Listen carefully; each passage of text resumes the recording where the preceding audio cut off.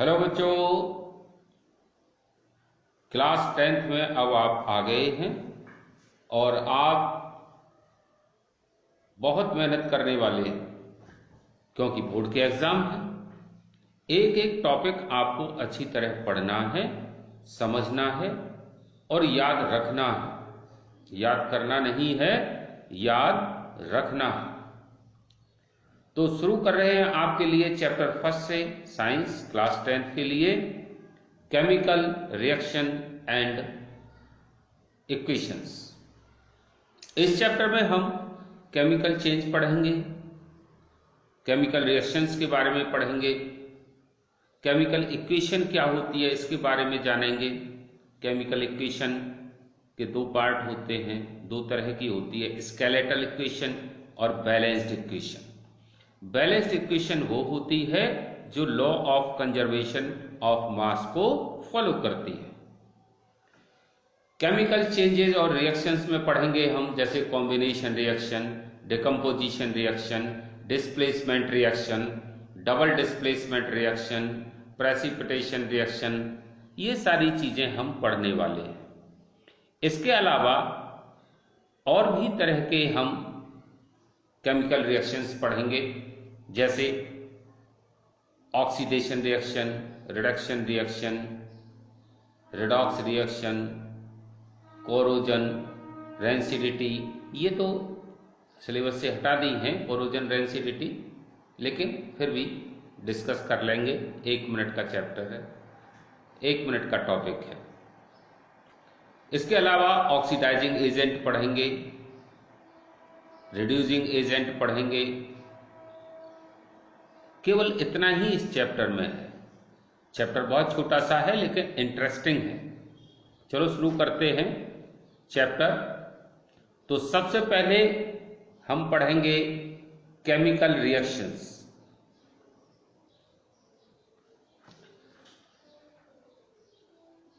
Chemical reaction, it takes place by bond breaking between atoms and formation of new bonds between different atoms। ये जो chemical reaction है, actually इसमें होता ये है कि जो मॉलिक्यूल्स होते हैं उनके बॉन्ड टूटते हैं और टूटे हुए बॉन्ड किसी दूसरे एटम के साथ कंबाइन होते हैं, या जो एटम है वो किसी दूसरे एटम के साथ कंबाइन होते हैं बाय बॉन्डिंग। और ये बॉन्डिंग क्या होती है, ये हम चैप्टर 4 में डिस्कस करेंगे। इसमें और क्या होता है, new substances with different properties are formed. नए प्रोडक्ट बनते हैं जिसकी प्रॉपर्टी रिएक्टेंट की प्रॉपर्टी से डिफरेंट होती है। जैसे एग्जांपल है, iron react with oxygen in the presence of moisture to form reddish brown iron third oxide। iron third means जिसकी वैलेंसी 3 हो, ऑक्सीडेशन नंबर 3 हो। जैसे अगर इसे केमिकल रिएक्शन में लिखेंगे तो इस तरह लिखेंगे, Fe plus O2 gives Fe2O3। अब बैलेंस करके लिखेंगे तो 4Fe plus 3O2 gives to 2Fe2O3। तो जो आयरन ऑक्साइड है Fe2O3, ये रेडिश ब्राउन होती है, इसको जंग बोलते हैं। और वैसे आयरन ग्रे कलर का होता है।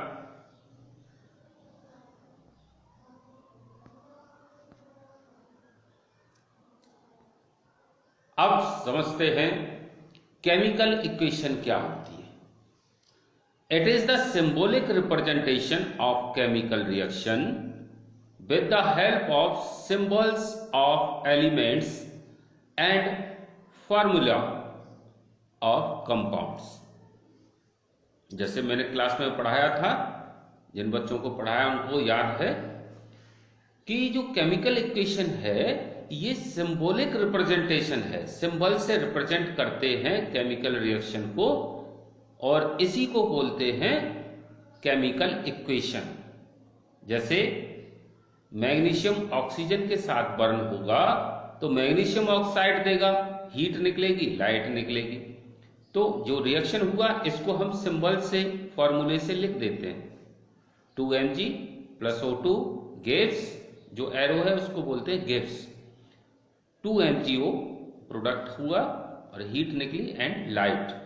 तो ये पूरा क्या हो गया, केमिकल इक्वेशन।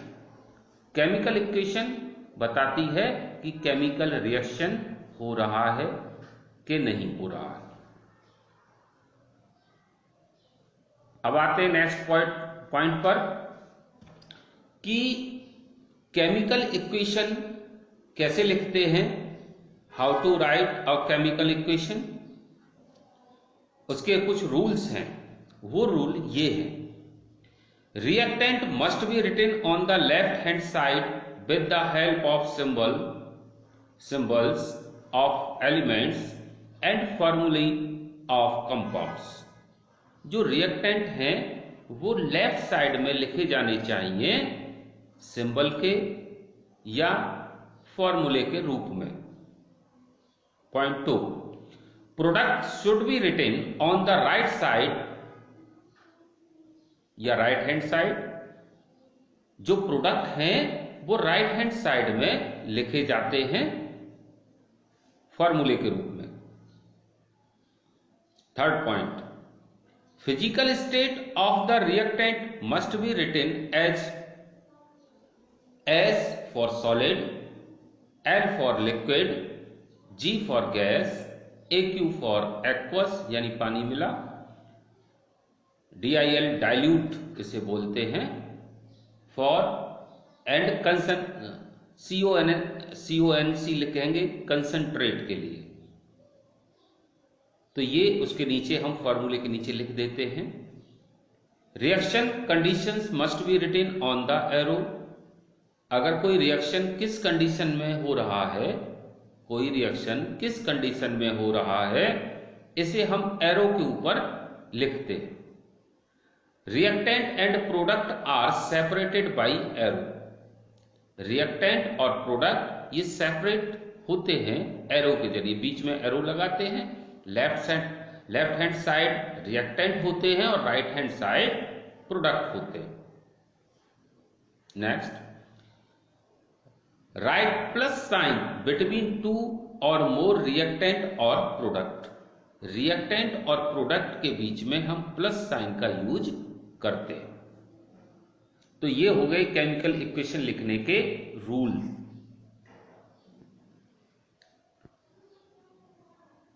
अब पढ़ते हैं केमिकल इक्वेशन को बैलेंस कैसे करते हैं और इसके कुछ लॉ, किस तरह के लॉ को ये फॉलो करता है। तो balancing of chemical equation. Skeletal equation क्या होती है, पहले ये समझो। स्केलेटल इक्वेशन वो होती है जो बैलेंस ना हो, जिसमें लेफ्ट हैंड साइड और राइट हैंड साइड एटम्स की संख्या इक्वल न हो। The equation which is not balanced is called skeletal equation. For example, Mg plus O2 gives MgO। अब देखिए लेफ्ट में ऑक्सीजन 2 है, O2 है, और राइट हैंड साइड में O 1 है। तो इसमें एटम दोनों साइड इक्वल नहीं है, तो ये बैलेंस नहीं है। ये स्केलेटल इक्वेशन कही जाती है। और स्केलेटल इक्वेशन का मतलब है कि कोई केमिकल रिएक्शन इस फॉर्म में हो रहा है, रिएक्टेंट ये है और प्रोडक्ट ये है। कितना रिएक्टेंट है और कितना प्रोडक्ट है ये नहीं बताती स्केलेटल इक्वेशन। क्लियर हो गई होगी बात। दूसरी होती है बैलेंस्ड इक्वेशन। बैलेंस्ड इक्वेशन वो होती है जिसमें लेफ्ट हैंड साइड और राइट हैंड साइड दोनों तरफ एटम्स की संख्या इक्वल हो। जैसे the equation in which the number of atoms of each element on the reactant and product side are equal so as to follow the law of conservation of mass. जो balanced chemical equation होती है वो conservation of mass law को follow करती है। Example 2Mg plus O2। अब Mg किस रूप में है? सॉलिड, S लिख दिया। O2 किस फॉर्म में है? गैस, G लिख दिया उसके साइड में। एरो लगाया, कंडीशन क्या है? बर्निंग, जलाया जा रहा है, तो मिलेगा प्रोडक्ट 2MgO। अब लेफ्ट हैंड साइड और राइट हैंड साइड एटम्स की संख्या बराबर है। लेफ्ट हैंड साइड में Mg 2 है, राइट हैंड साइड में भी 2 Mg है। लेफ्ट हैंड साइड में O2 ऑक्सीजन एटम 2 है और राइट हैंड साइड में 2O, 2 पहले लगाया, लास्ट में O है, तो 2 ऑक्सीजन राइट साइड में भी है। तो ये हो गया balance chemical equation.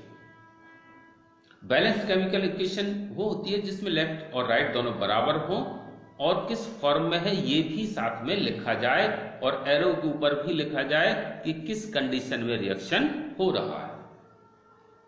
Law of conservation of mass, ये क्या है? The total mass of the reactant must be equal to the total mass of product. जो रिएक्टेंट का टोटल मास है वो प्रोडक्ट के टोटल मास के इक्वल होना चाहिए। 9th में आपने पढ़ा है। जैसे C plus O2 gives CO2, तो कार्बन का मास 12 है, 12, O2 का मास हो गया 32, O का 16 होता है तो O2 का हो गया 32। अब कितना प्रोडक्ट हुआ? CO2 यानी 44 ग्राम। तो रिएक्टेंट भी 44 है ग्राम और प्रोडक्ट भी 44 ग्राम है। अब देखिए रिएक्शन, देखिए अब इसे बैलेंस कैसे करेंगे। अब जैसे इक्वेशन आपको दे दी गई, Fe plus H2O gives Fe3O4 plus H2। अब इसको बैलेंस करना है, तो बैलेंस करने के लिए क्या करेंगे कि एक एक एलिमेंट लेते जाएंगे। सबसे पहले Fe लीजिए, तो Fe लेफ्ट पर कितने हैं? 1, और राइट में Fe3 है, तो राइट में कितने हैं? 3 Fe है। तो लेफ्ट हैंड में जो Fe लिखा है उसके आगे कोफिशिएंट 3 कर दो, तो 3 Fe हो गया plus H2O gives Fe3O4 plus H2। अब रिएक्शन स्टेप फर्स्ट का हुआ, यानी Fe को हमने बैलेंस किया। अब स्टेप 2 में क्या करेंगे? ऑक्सीजन बैलेंस नहीं है, तो ऑक्सीजन को बैलेंस करने के लिए क्या करेंगे? लेफ्ट में कितनी है ऑक्सीजन? 1, राइट में है O4 4 है, तो लेफ्ट में H2O के साथ 4 का मल्टीप्लाई करेंगे, तो इसमें 4H2O हो जाएगा, तो यानी ऑक्सीजन 4 हो जाएगी। तो कर दीजिए, कोएफिशिएंट लगाइए। अब स्टेप 2 में क्या बना? 3Fe plus 4H2O। अब दे रहा है Fe3O4 प्लस H2। अब स्टेप 3 में आइए, क्योंकि अब O बैलेंस हो गया, Fe बैलेंस हो गया, अभी हाइड्रोजन बैलेंस नहीं हुआ। अब लेफ्ट हैंड साइड में 4H2 यानी 8 हाइड्रोजन है और राइट साइड में H2 2 हाइड्रोजन है। अब यहां 8 है लेफ्ट में, राइट में 2 है, तो H2 के सामने 4 कोफिशिएंट लगा दीजिए, तो 4H2 हो जाएगा। ऐसा करते ही आपकी इक्वेशन बैलेंस हो जाती है। तो बैलेंस्ड इक्वेशन क्या बनी? 3Fe solid plus 4H2O gas form में है, गिव्स Fe3O4 प्लस 4H2। ये आपकी बैलेंस केमिकल इक्वेशन हो गई। इसी तरह सारी की सारी केमिकल इक्वेशन बैलेंस की जाती है। आइए अब नेक्स्ट टॉपिक पर चलते हैं। इसके types of chemical reactions. Chemical reactions के टाइप कौन कौन से होते हैं? तो सबसे पहले पढ़ते हैं कॉम्बिनेशन रिएक्शंस। कॉम्बिनेशन रिएक्शंस क्या होते हैं? Those reactions in which 2 or more elements or compounds combine to form 1 or more compounds are called combination reactions. Combination में दो या दो से अधिक रिएक्टेंट आपस में कंबाइन होकर के एक प्रोडक्ट देते हैं, जैसे CO plus 2H2O gives CH3OH, methanol. ये देना, ये मिला आपको प्रोडक्ट, तो ये हो गया कॉम्बिनेशन रिएक्शन।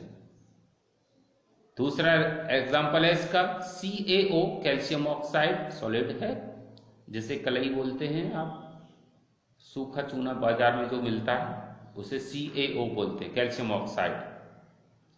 इसमें वाटर मिक्स किया तो बना कैल्शियम हाइड्रोक्साइड CaOH ट्वाइस। ये क्या हो गया, कंबाइन हो रहे हैं। ऐसे ही C plus O2 gives CO2, इसमें भी कंबाइन हो रहा है। दूसरा तरह का रिएक्शन होता है डिकम्पोजिशन रिएक्शन। डिकम्पोजिशन रिएक्शन क्या होते हैं, those reaction in which a compound breaks into simpler substances are called decomposition reactions. Decomposition reaction में कोई एक कंपाउंड ब्रेक होकर के दो या दो से अधिक कंपोनेंट में बदल जाएगा। जैसे कॉपर नाइट्रेट है, ब्लू कलर का होता है, CuNO3 ट्वाइस, सॉलिड है, कॉपर नाइट्रेट है। लैब में आओगे तो लैब में दिखाएंगे आपको। गर्म किया, हीट किया तो क्या मिला, copper oxide CuO plus 4NO2, nitrogen dioxide जो ब्राउन कलर की गैस निकलने लगती है इसमें, और ऑक्सीजन, कलरलेस ऑक्सीजन भी निकलती है। तो ये हो गया डिकम्पोजिशन रिएक्शन। अब डिकम्पोजिशन रिएक्शन भी कई तरह के होते हैं, जैसे number 1 thermal decomposition reaction. Those decomposition reaction in which compounds break down into simpler substances by heat. Thermal decomposition वो रिएक्शन है जिसमें गर्म करने से कोई कंपाउंड ब्रेक हो जाता है, टूट जाता है। एग्जाम्पल CaCO3 कैल्शियम कार्बोनेट, इसे संगमरमर बोलते हैं। गर्म किया तो बना CaO calcium oxide plus CO2। दूसरी तरह का थर्मल डिकम्पोजिशन होता है photochemical decomposition. Those decomposition reaction in which sunlight is used for decomposition of a compound। Photochemical decomposition में सनलाइट की जरूरत होती है, सनलाइट पड़ते ही कंपाउंड ब्रेक हो जाता है। जैसे silver chloride, silver chloride compound में जैसे ही सनलाइट पड़ेगी ये सिल्वर और क्लोरीन में कन्वर्ट हो जाएगा, ब्रेक हो जाएगा। तीसरी तरह का होता है इलेक्ट्रोलाइसिस, मींस इलेक्ट्रिसिटी से decomposition. Those decomposition reaction in which a compound is broken down into simpler substances by passing electric current through it in aqueous solution और मोल्टन स्टेट। या तो एक्वस या मोल्टन स्टेट में अगर उसमें electricity pass कर दी जाए तो वो ब्रेक डाउन हो जाता है अपने कंपोनेंट्स में। जैसे वाटर के अंदर अगर इलेक्ट्रिसिटी डाल दी जाए, दो तार डाल दी जाए पॉजिटिव नेगेटिव वाले, तो वाटर ब्रेक होने लगता है हाइड्रोजन और ऑक्सीजन में। ये हो गया इलेक्ट्रोलाइसिस। तीसरी तरह का रिएक्शन है displacement reaction. Those reactions in which a more reactive element can displace a less reactive metal from its salt solution are called displacement reactions। Displacement reaction वो रिएक्शन होते हैं जिसमें ज्यादा रिएक्टिव कोई एलिमेंट कम रिएक्टिव एलिमेंट को उसके salt solution से अलग कर देता है। जैसे सिल्वर नाइट्रेट सॉल्यूशन के अंदर अगर कॉपर डाल दिया जाए तो सिल्वर कम रिएक्शन, इसकी ये कम रिएक्टिव है और कॉपर ज्यादा रिएक्टिव है, तो कॉपर सिल्वर नाइट्रेट से सिल्वर को अलग कर देगा और कॉपर नाइट्रेट बना देगा, सिल्वर अलग हो गया। ये हो गया डिस्प्लेसमेंट रिएक्शन। एक दूसरी तरह का भी रिएक्शन होता है डिस्प्लेसमेंट में, double displacement reaction. Those reactions in which two compounds exchange their ions to form two new compounds are called double displacement reaction. If one of the product form is a solid, it is also called precipitation reaction. Double displacement वो reaction है जहां दो element एक दूसरे के salt solution से अलग कर देते हैं, यानी वो आयन फॉर्म में एक कंपाउंड का आयन पॉजिटिव आयन दूसरे कंपाउंड के नेगेटिव से ज्वाइन हो जाता है और नेगेटिव पॉजिटिव के साथ। एग्जाम्पल जैसे NaOH प्लस HCl, अब इसमें NaOH घुलेगा तो बनेगा Na आयन OH आयन, इसमें H आयन Cl आयन बनेगा HCl में, तो अब H OH के साथ कंबाइन हो जाएगा H2O बना देगा, Cl Na आयन के साथ कंबाइन होगा NaCl बना देगा। तो ये डबल डिस्प्लेसमेंट होगा। अगर डबल डिस्प्लेसमेंट में अगर कोई इनसॉल्युबल प्रोडक्ट बन जाए, जैसे सिल्वर नाइट्रेट में पोटेशियम ब्रोमाइड मिला दिया जाए, तो सिल्वर ब्रोमाइड बनेगा जो येलो प्रेसिपिटेट नीचे एक दही की तरह नीचे जम जाएगा, जो घुलेगा नहीं सॉल्यूशन में, तो वो हो गया प्रेसिपिटेशन, और पोटेशियम नाइट्रेट बनेगा, ये सॉल्युबल होता घुला रहेगा। तो ये इस तरह के रिएक्शन को बोलेंगे प्रेसिपिटेशन डिस्प्लेसमेंट रिएक्शन। एक रिएक्शन होता है exothermic reaction. Those reactions in which heat is evolved are called exothermic reaction. For example, respiration is an exothermic reaction. Exothermic reaction वो होते हैं जिसमें रिएक्शन के समय हीट निकले,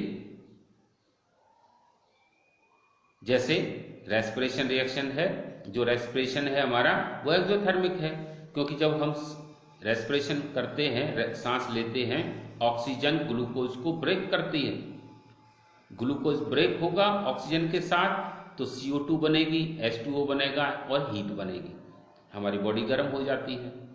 ये ग्लूकोज के बर्न होने के कारण ही, हीट के इवॉल्व होने के कारण हमारी बॉडी का टेम्परेचर रहता है। नेक्स्ट पॉइंट पर आते हैं।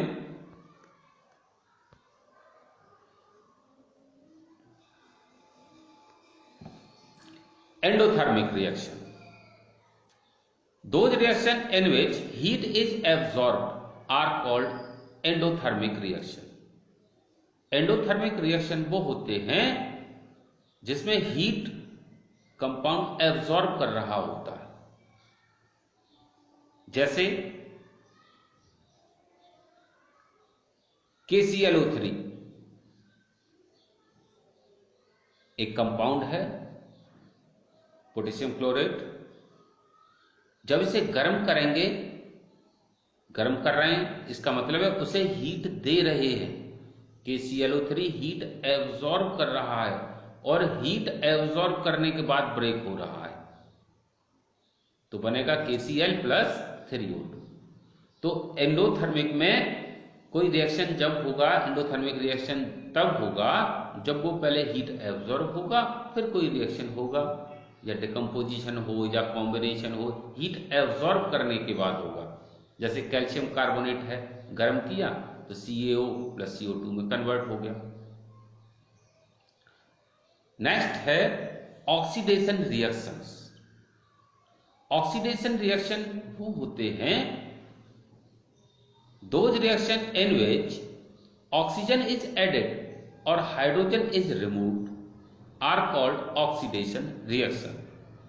ऑक्सीडेशन रिएक्शन में या तो ऑक्सीजन जुड़ रही हो या हाइड्रोजन रिमूव हो रही हो, निकल उसमें से हट जाए, तो इस तरह के रिएक्शन को बोलते हैं ऑक्सीडेशन रिएक्शन।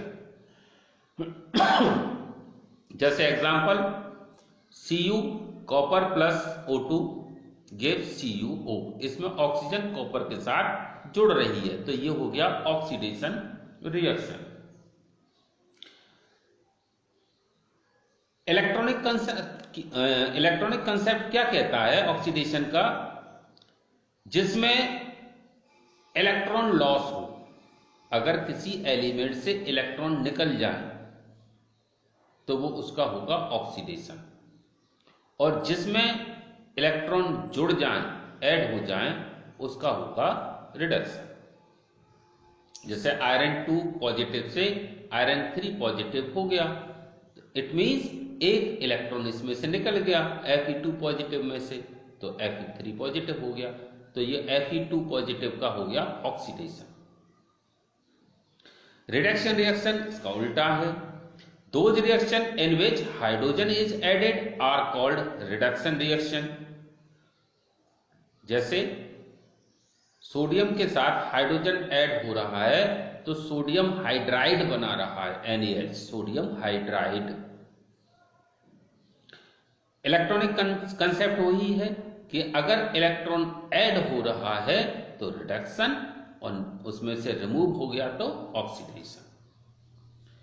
रिडॉक्स रिएक्शन क्या होता है? Those reaction in which reduction as well as oxidation takes place simultaneously are called redox reaction. Oxidation और रिडक्शन दोनों ही रिएक्शन अगर हो रहे हैं तो उसको बोलेंगे रिडॉक्स रिएक्शन। एक्चुअली होता यह है कि जितने भी तरह के रिएक्शंस होते हैं सभी रिएक्शन रिडॉक्स रिएक्शन होते हैं। केवल ऑक्सीडेशन या रिडक्शन वाले जो रिएक्शन हैं वो बहुत लिमिटेड हैं, सभी रिएक्शन नहीं होते रिडॉक्स। वैसे सही आंसर ये होगा कि सभी रिएक्शन रिडॉक्स रिएक्शन होते हैं। जब भी दो कंपोनेंट आपस में मिलेंगे तो एक का ऑक्सीडेशन हो रहा होगा और दूसरे का रिडक्शन। जैसे CuO plus H2 gives Cu plus H2O। तो यहां जो CuO है, अब इसमें क्या हो रहा है, CuO से ऑक्सीजन रिमूव हो रही है, तो इसका क्या हो गया, रिडक्शन। हाइड्रोजन में ऑक्सीजन ऐड हो रही है तो H2 का हो गया ऑक्सीडेशन, तो वाटर बन गया। तो दोनों चीज हो रही है तो ये रिडॉक्स रिएक्शन है। एक और रिएक्शन नीचे देखिए, Zn plus Fe2 ion gives Zn2 plus ion plus Fe solid. अब Zn जिंक है, इसका जो ऊपर चार्ज है 0 है, 0 से चार्ज हो गया +2, यानी इसमें से इलेक्ट्रॉन निकल गए 2, तो +2 चार्ज आ गया, तो इसका Zn का हो गया ऑक्सीडेशन। और Fe2 प्लस है, इसमें 2 इलेक्ट्रॉन आ गए, ऐड हो गए, तो ये Fe हो गया, तो इसका हो गया रिडक्शन। दूसरी तरह से ऐसे समझ सकते हैं कि अगर प्लस चार्ज बढ़ा तो ऑक्सीडेशन, और प्लस चार्ज घटा तो रिडक्शन। ठीक। नेक्स्ट पॉइंट है ऑक्सीडाइजिंग एजेंट। ऑक्सीडाइजिंग एजेंट क्या होते हैं? Those substances which can add oxygen और remove hydrogen are called oxidising agent. Oxidising agent वो सब्सटेंस हैं जो ऑक्सीजन को ऐड कर दे या हाइड्रोजन को रिमूव कर दे, तो ऐसा एजेंट ऑक्सीडाइजिंग एजेंट होता है। इसके एग्जाम्पल हैं copper oxide, oxygen, MnO2, KMnO4। It can gain electrons, और ये इलेक्ट्रॉन गेन करते हैं। नेक्स्ट है रिड्यूसिंग एजेंट, दो substance which can add hydrogen, just उल्टा है, एंड रिमूव ऑक्सीजन, जो हाइड्रोजन को जोड़ दे और ऑक्सीजन को रिमूव कर दे, वो रिड्यूसिंग एजेंट होंगे। Example hydrogen, NaH, NH3। It can loss electron, ये इलेक्ट्रॉन लॉस करते हैं।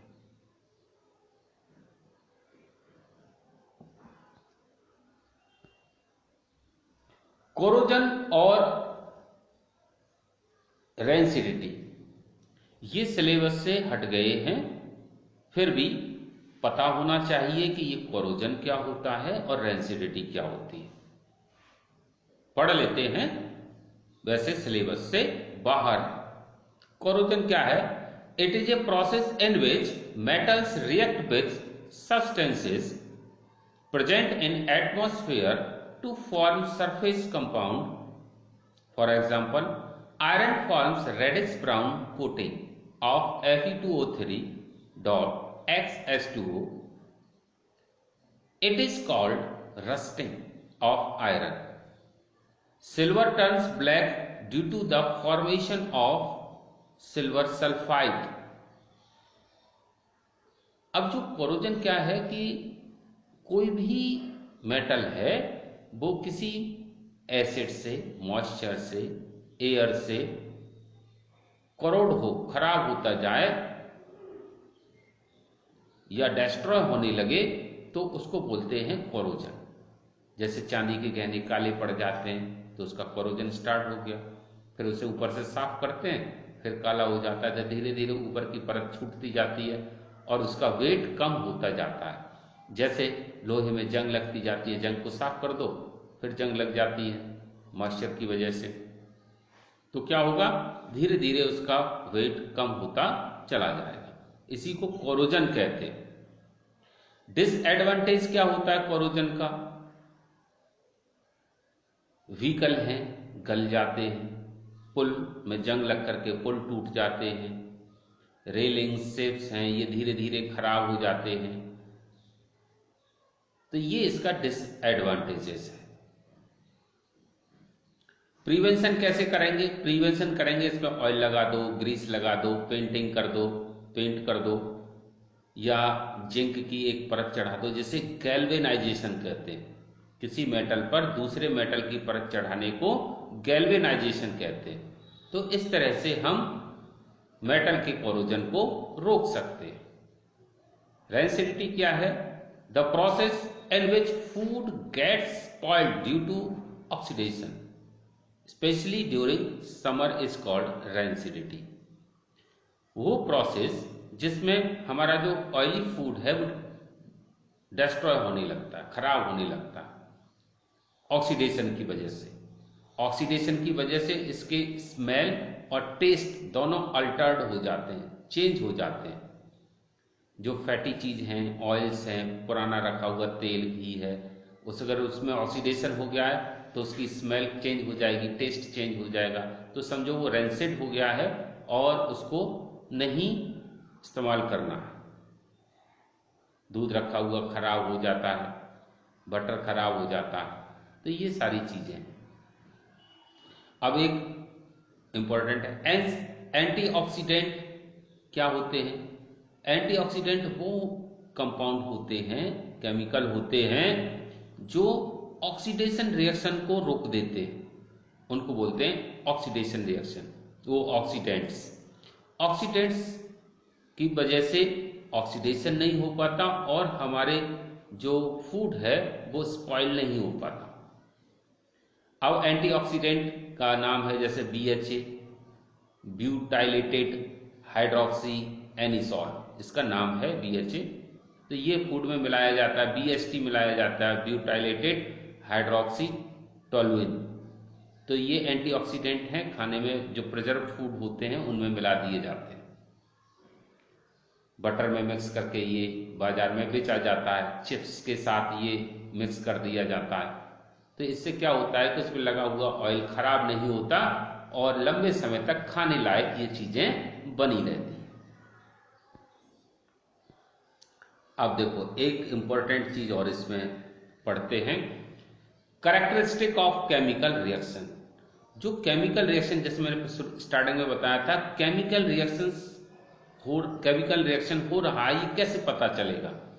तो केमिकल रिएक्शन हो रहा है ये ऐसे पता चलेगा कि या तो उसमें से गैस निकल रही है, प्रेसिपिटेशन हो रहा है, या उसका कलर अपने आप कलर चेंज हो रहा है बिना कलर मिलाए, उसका टेम्परेचर चेंज हो रहा है, उसकी स्टेट चेंज हो रही है। तो अगर ये इतना कुछ हो रहा है तो हम कह सकते हैं कि chemical reaction is taking place. अब बहुत ज्यादा इंपॉर्टेंट है इस चैप्टर के लिए, वो है रिएक्शंस, आपको पता होने चाहिए। तो कुछ रिएक्शंस हैं, ये बोर्ड एग्जामिनेशन में अक्सर आते हैं और ये आपको याद होने चाहिए। जैसे copper oxide plus C gives copper plus carbon monoxide, magnesium plus H2SO4 gives MgSO4 plus H2, zinc plus H2SO4 gives ZnSO4 plus H2, NaCl plus AgNO3 gives AgCl plus NaNO3, CO plus 2H2 gives CH3OH। Zinc oxide या chromium oxide की presence में catalyst के रूप में इसका use करके ये बनाते हैं CH3OH, मिथेनॉल। KMnO4 गिव्स, गर्म करने पर देता है K2MnO4 plus MnO2 plus O2। ये रिएक्शन याद होना चाहिए आपको। KClO3 gives KCl plus 3O2, Na plus H2O gives NaOH plus H2, CaO plus H2O gives CaOH twice, Fe plus H2O gives Fe3O4 plus H2, S plus O2 gives SO2, 4P plus 5O2 gives 2P2O5,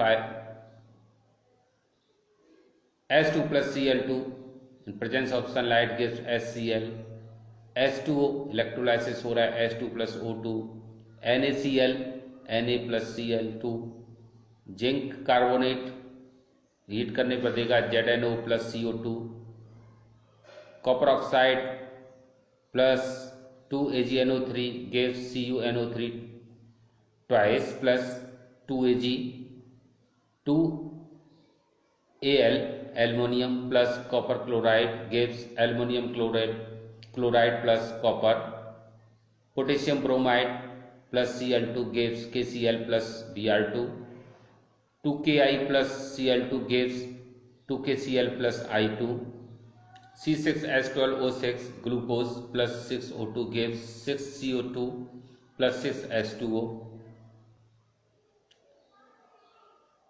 CH4 plus 2O2 gives CO2 plus 2H2O, 2PbNO3 twice gives 2PbO plus 4NO2 plus O2, PbNO3 twice plus Ki gives PbI2 plus KNO3, CH3COH plus NaOH gives CH3COONA plus H2O, CuO plus H2 gives Cu plus H2O, ऐसे PbO plus C gives Pb plus CO। इसमें पता लग रहा है reaction हो रहा है, oxidation reduction दिखाया हुआ है इसमें। तो एक का ऑक्सीडेशन होगा, एक का रिडक्शन होगा, ठीक है। KOH plus H2SO4 gives K2SO4 plus 2H2O, CaOH twice plus 2HNO3 gives CaNO3 twice plus 2H2O। इधर कुछ रिएक्शन है, Na plus O2 gives Na2O, Fe plus Cl2 gives FeCl2, Na plus S gives Na2S, iron sulfide plus sulfuric acid gives iron sulfate plus H2S, AgS plus H2SO4 gives Ag2SO4 plus H2S। तो ये reactions को आप अच्छी तरह से याद कर लेना।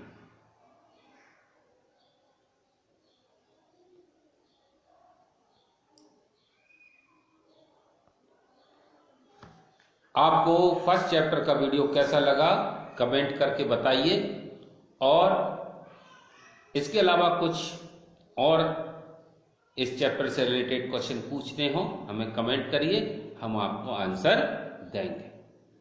जिन्होंने हमारा चैनल सब्सक्राइब नहीं किया है तो सब्सक्राइब कर लें, उनको बहुत फायदा होगा। Thank you.